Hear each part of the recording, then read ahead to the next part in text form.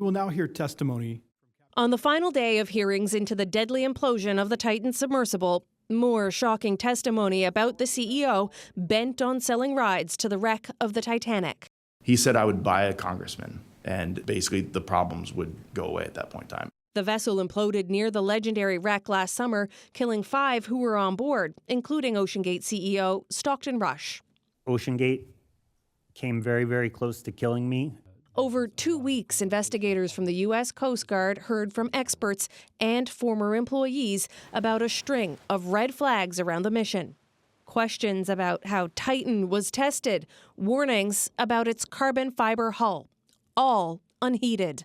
Don't take risks that are unnecessary with faulty, and I mean faulty, deficient equipment. Investigators also heard Rush resisted getting the sub certified.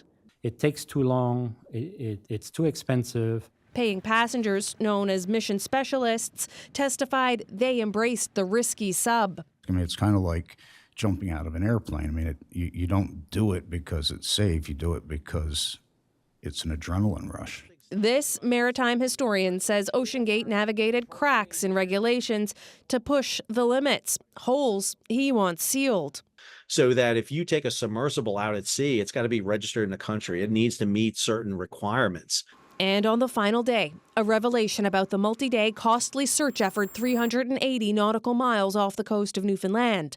The captain of the Canadian ship that launched Titan says he thinks he felt the ship shudder around the time communications were lost, information not shared with search and rescue.